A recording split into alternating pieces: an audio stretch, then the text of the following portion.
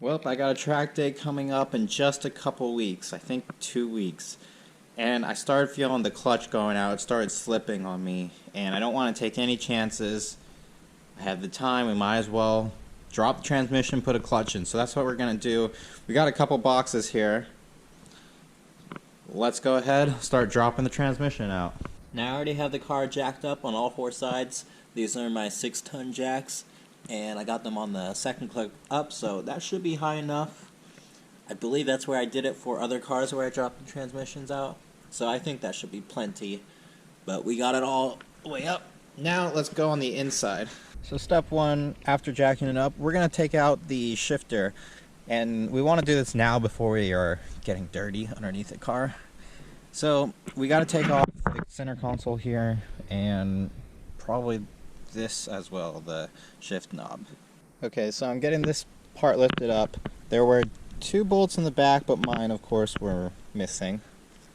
And then other than that, just lift it up. So we're just unthreading the shift knob. There we go. So now we should be able to lift this on out of here. There we go. And I also had to disconnect the cigarette lighter. But okay, so this should lift on out. And we need to remove the entire center console to get access to the screws that's holding on the shift boot. You might be able to squeeze it in, but I think it's just so much easier if you take this whole thing off. So one more bolt here in the center, now we can pull it straight out. And I had the parking brake up to give me more room to slide it out.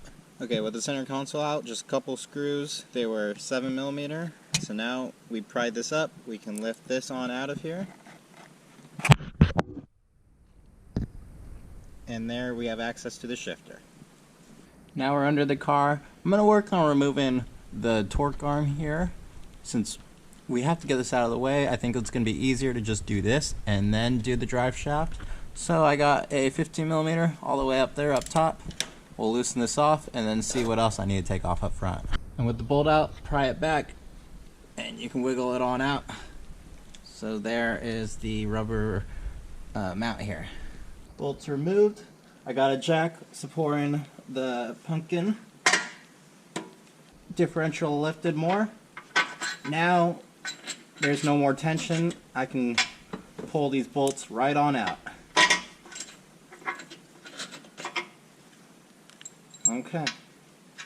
Oh, we didn't grab the washer on the first one. Okay. So there's my giant bolts. Set them aside.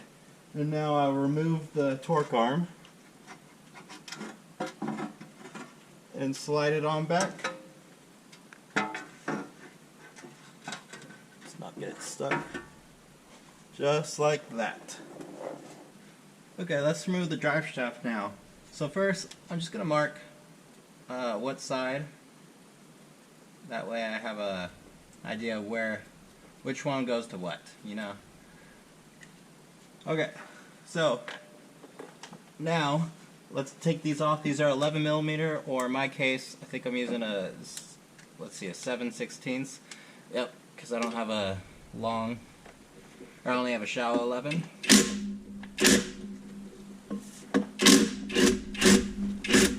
Okay, there's one. It's kind of fighting me today. It's one of those days.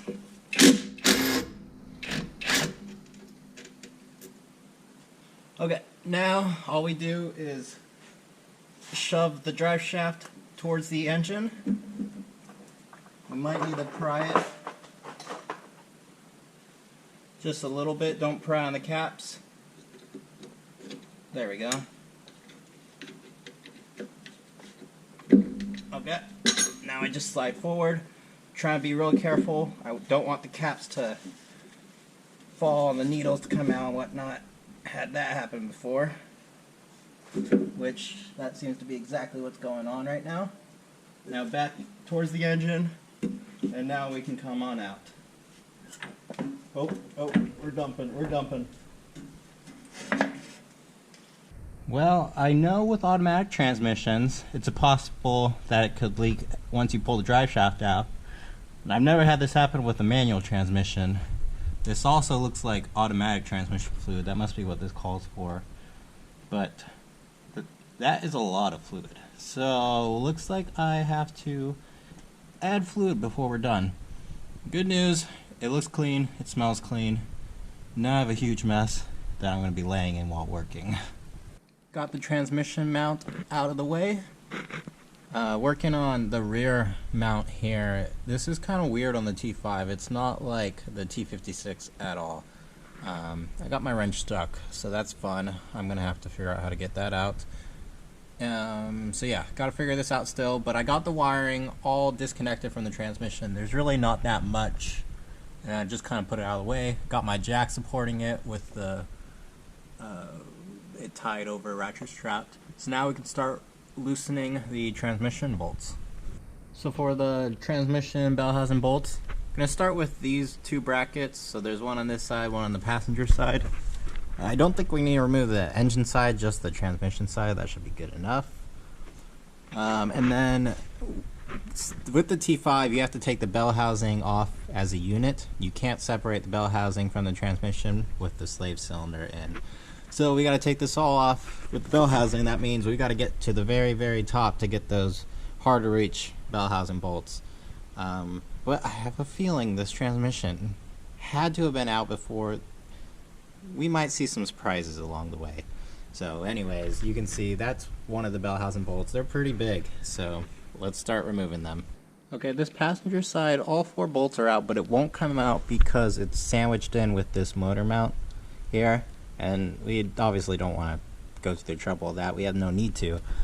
But this driver's side one can come out just fine. Now with the 4 bolts back here removed, I mean technically the transmission should be able to move out, but I think and I imagine it's probably going to be a struggle to get it back in, because you'd have to line it up perfectly and then just kind of force it in, and it's going to be easier if we just take this off, which taking the driver's side off, I believe we got to take the starter off.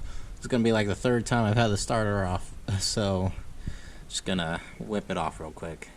Now I should mention I drained the transmission fluid a little bit, just since it kept dumping out. I drained it so that way when I release it from the engine it shouldn't dump out too much. Now I'm working on removing the slave cylinder here. I got the starter removed already, so I took off this bracket.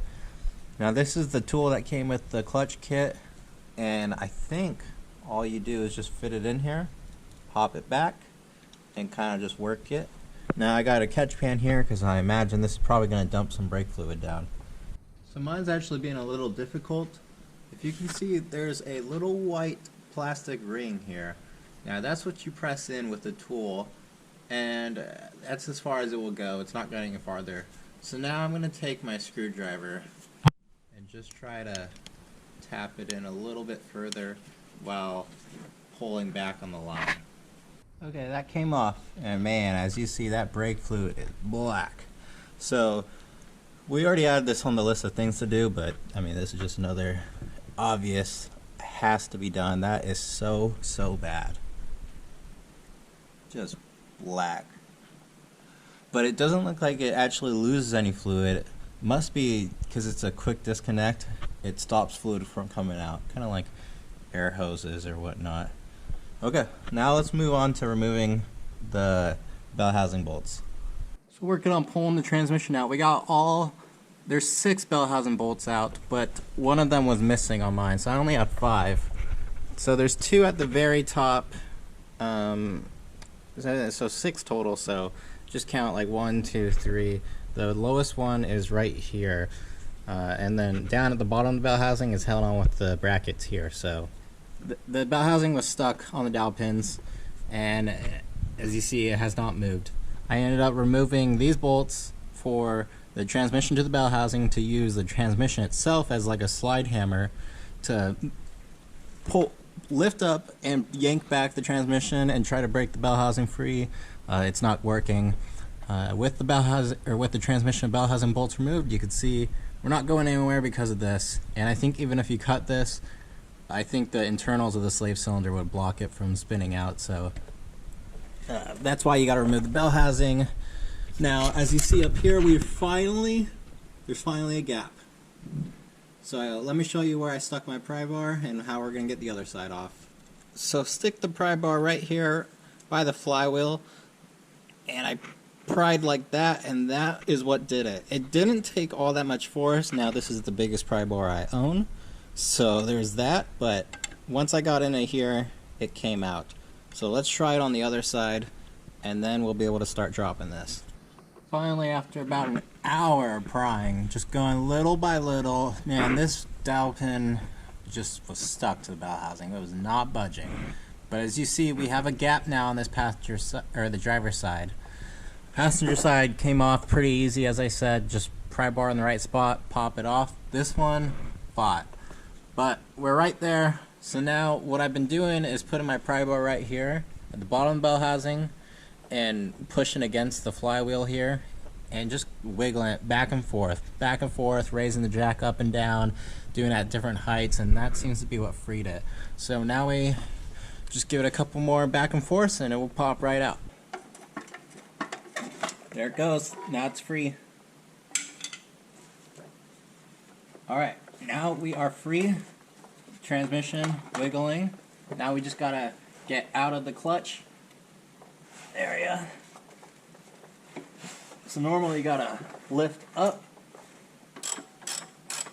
and push back. It's kind of hard on this. Oh, there we go. Hope you caught that. Hopefully I wasn't blocking the shot, but it's kind of hard on the creeper, but we got it out. It pushed out. Now it's just a matter of dropping it down.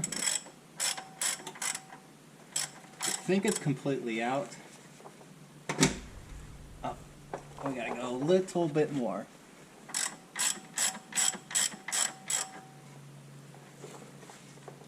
So as you see, input shaft is up against this pressure plate right here.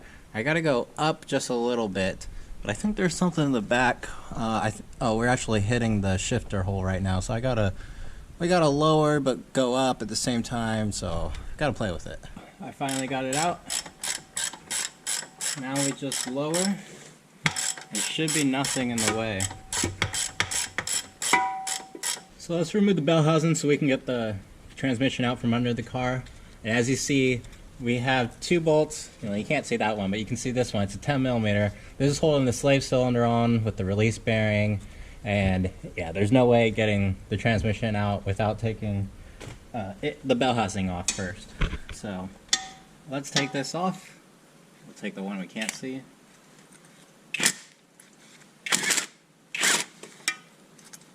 Okay.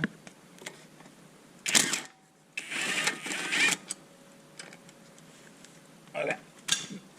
And out with the 10mm bolts. This will just pop right out, and the bell housing is going to come on with it.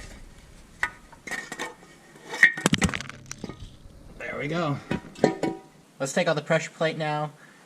You basically never reuse these. If you're going this far, you might as well just put a whole new clutch kit in it that includes the pressure plate, whatnot. But as good practice, go corner by corner, little by little. That way you don't stretch the springs or introduce any unwanted wear. Well, I guess I got another thing that's kind of sticking.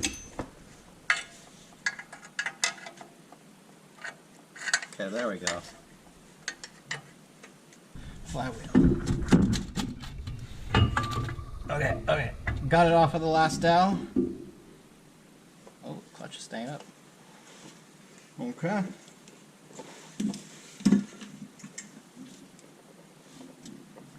And removing the clutch.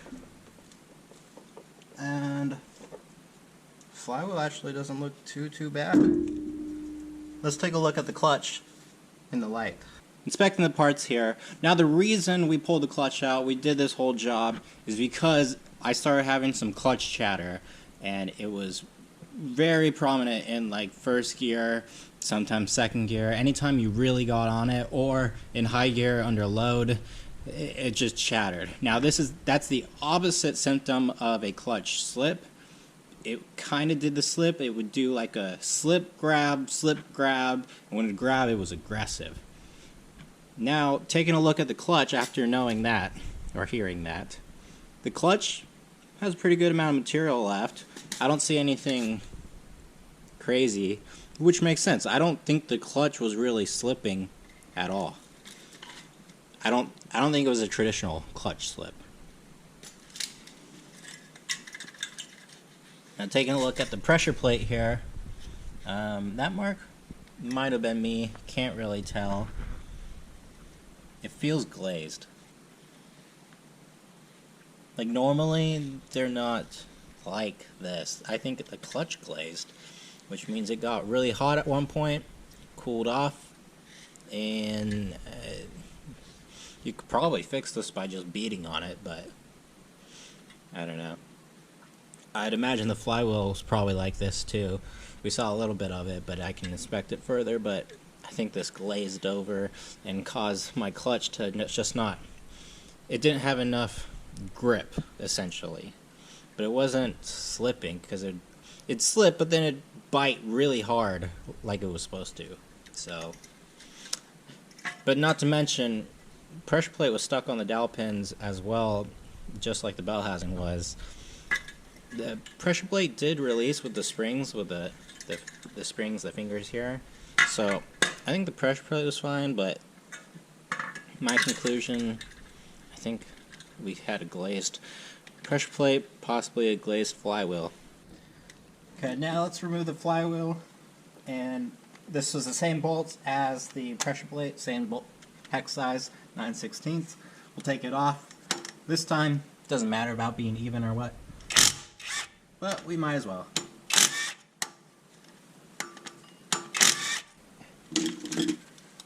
The V6 flywheel is not quite as heavy as a V8 flywheel. Here we go. What we're doing here is trying to push out this pilot bearing. So I'm putting some bread and grease, filling it in, find something that matches the diameter. This is just too small, so it's taking longer than if I had something exactly the right size. But it's doing the trick.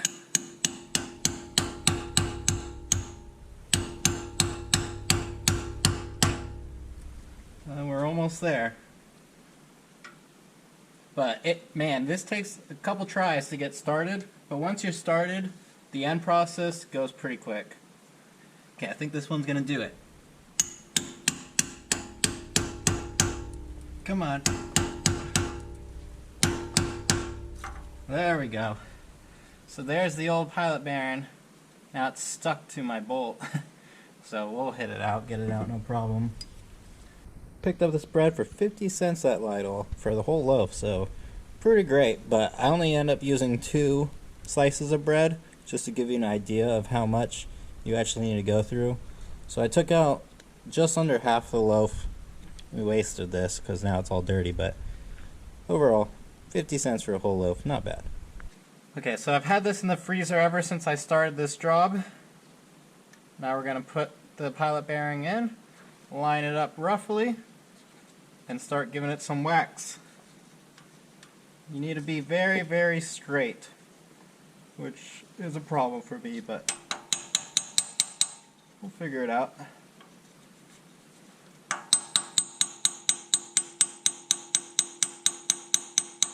Dang, that went in so easy.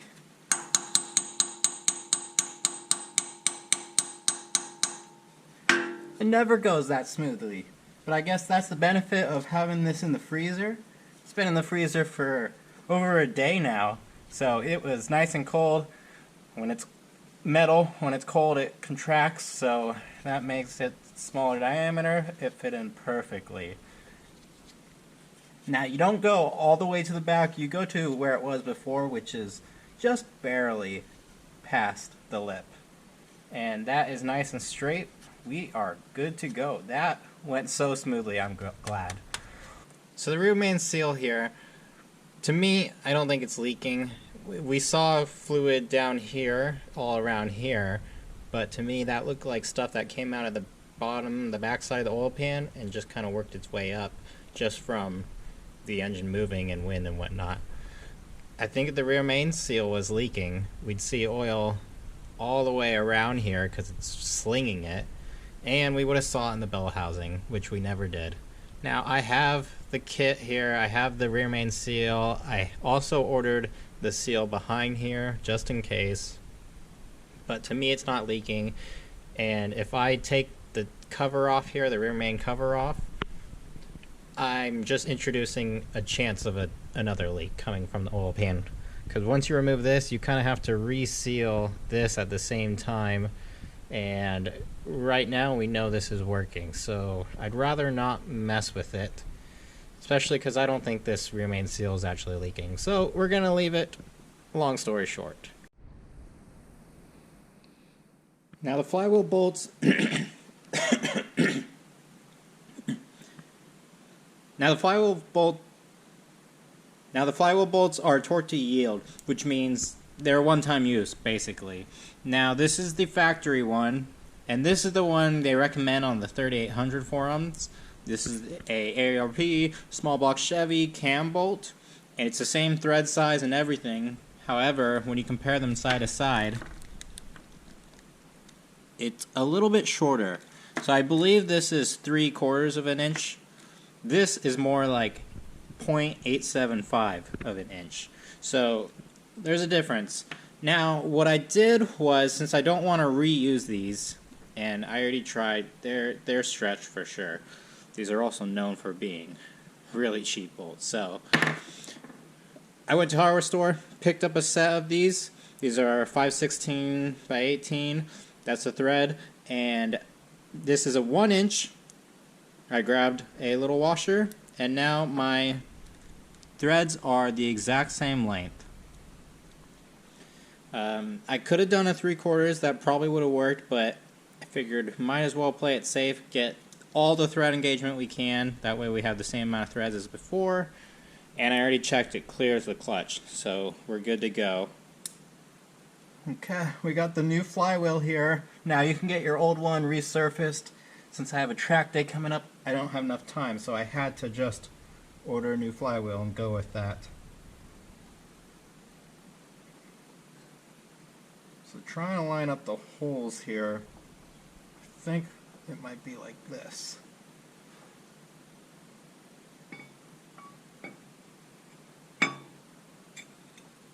We have the hardware store bolts on. We have red Loctite. We are good to go. Everything is loose but snug. So I'm just going to follow the GM torque specs for this, which is 11 foot-pounds first and then 50 degrees. So let's get everything to 11 foot-pounds.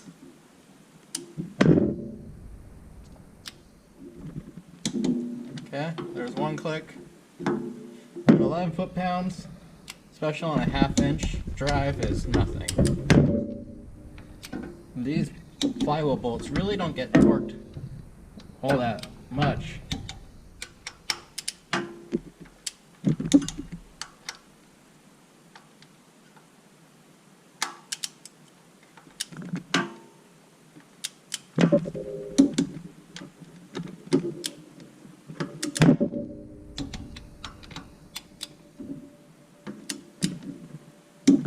Okay, just double check now.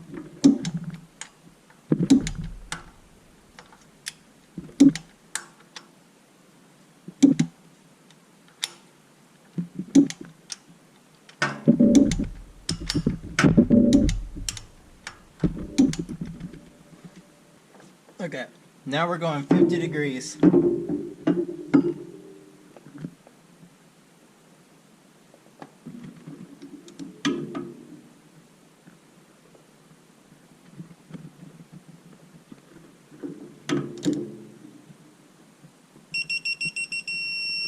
Okay, there's 50.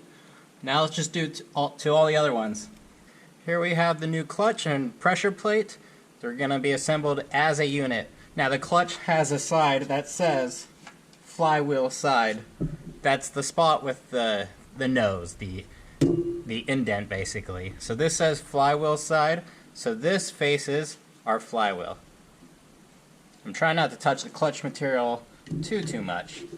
And I did just spray down the flywheel brake clean and wipe it down, so we're good. But I can spin it, and we're not touching the bolt heads. We're not even close. So that's how we know we're good. And now it's a matter of getting this installed. You don't have to worry about the clutch alignment tool just yet. We just want to get this in the right spot. So I have to line up the bolts and the dowels.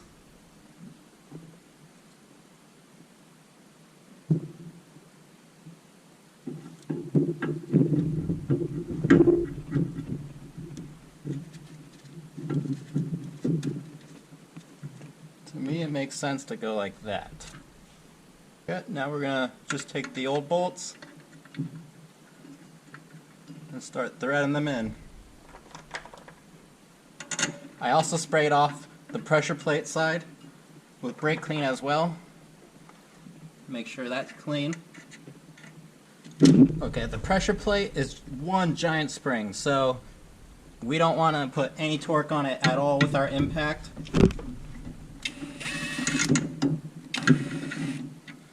Basically, snug and stop.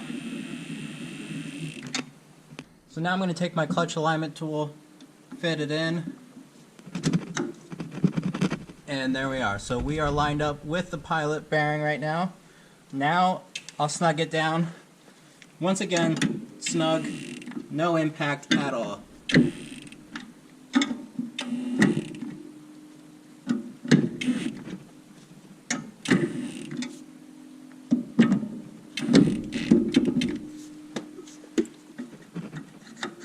Okay, and that's what we want right there. We want to be able to go in and out with no problems. Perfect. That is perfect right there. So let's leave it in there. Our clutch is aligned. Now let's torque down the pressure plate. But I'm going to take the bolts out, put blue Loctite on before I do that. Now I could not find a torque spec for the pressure plates, but I'm thinking they're right around 25 to 35 foot-pounds. So we're going to go in the middle at 30. But going to do the same thing we did before. Start with 11 foot-pounds.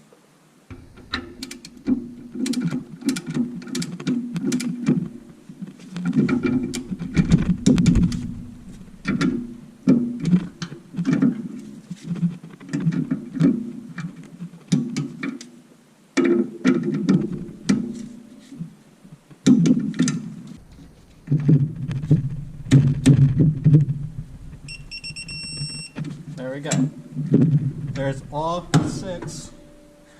I decided to just do 25 because, I mean, once it's compressed, the springs are compressed, it's good.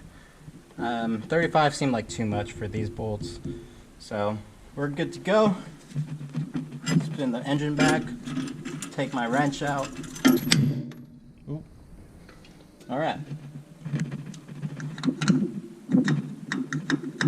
We still fit good. Okay, now it's about time to put the transmission back in to the car. So before that, we got to put in the bell housing and the slave cylinder. Now here's a old versus new slave cylinder. Take a listen to this release bearing or the throwout bearing. Nothing. Like, that's good. That's how it's supposed to sound. Now this one, yeah, the bearings were toast in this. So I was right. I was hearing some throwout bearing noise. So that makes me feel a lot better that we are replacing things here. Okay, got the transmission back under the car. Now the clutch kit came with this spline lubricant. It's just grease. We're going to put it all along the spline here. That was hardly anything. Alright, I dipped into my tub of grease. They hardly gave any. I thought they used to give more than that. Now, this lubricant really isn't doing all that much, but it doesn't hurt. It's one of those things. And let's apply some where it's going to be on the pilot bearing. Now for the bell housing and the slave cylinder, you kind of put the slave cylinder into the bell housing first, and then you can put it on through.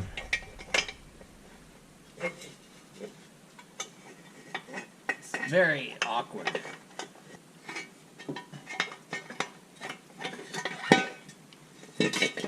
Okay. I think I just got it. I put some anti-seize on the 2 dowels, both sides. That way, it doesn't seize up in the future. We got the slave cylinder torqued in, really just tight.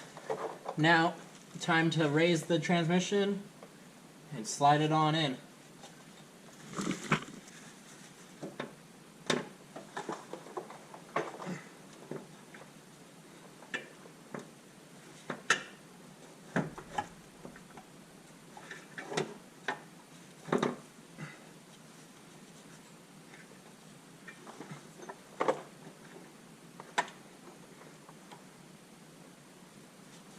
So we got the transmission in. Man, that was a fight. The dowel pins on the bell housing, they were fighting me the whole way through, but we got it in finally. Ended up having to use the bolts to kind of help pull it in, but I did very slowly, very softly, little by little, to make sure I didn't crack the bell housing or anything.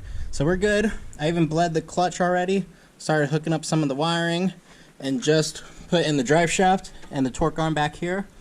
Now, a tip for this, once you remove the torque arm, if you don't have the suspension or the axle jacked up to keep load on it, the axle is just going to want to twist like that. So the differential is pointing to the sky.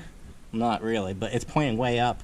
So to put it down, level it where you need, rather than just manhandling it down, I jacked up on the panhard bar back there, and when you jack up on the panhard bar, it tilts the axle down exactly where we need.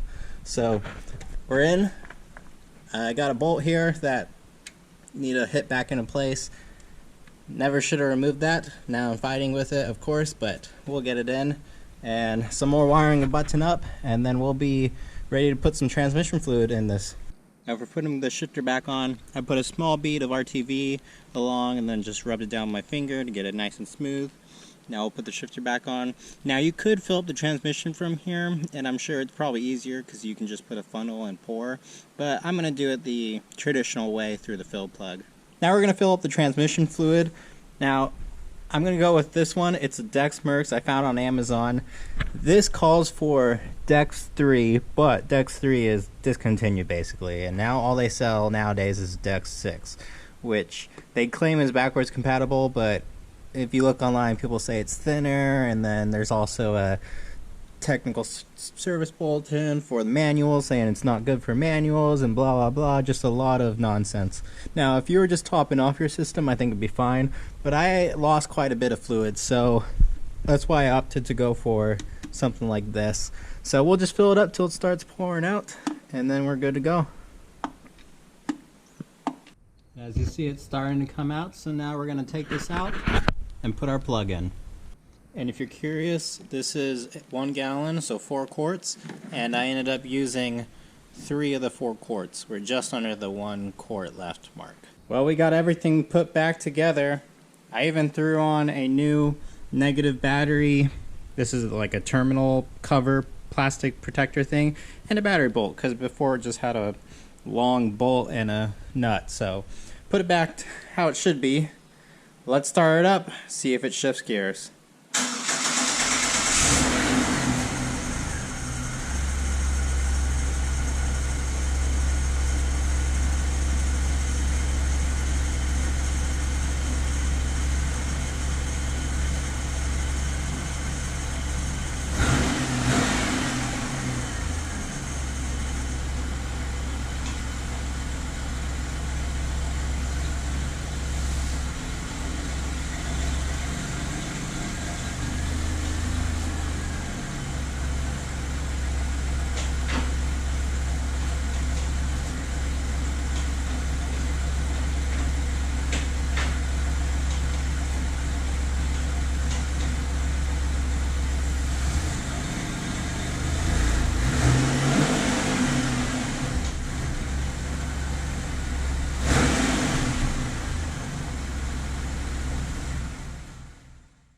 And there you have it, the clutch works. I got it through all the gears. I even went from first to reverse without going to like fifth first.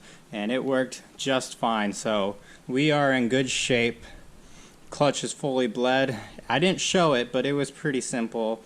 And just taking a look at the old one, essentially all it is the top part here you loosen as you want to bleed it. This is your bleeder. So really, really simple, really easy to do. It made a bit of a mess, but we got it figured out. We're all good. Clutch is good. The only thing left to do is to drive it. But before that, we are very quickly approaching my deadline for the first track weekend with this. And I have a lot of things on my list that I need to do in order for me to get teched in for my track weekend, which that's going to be the next video. We got a long list to go through. I'll see you in the next one.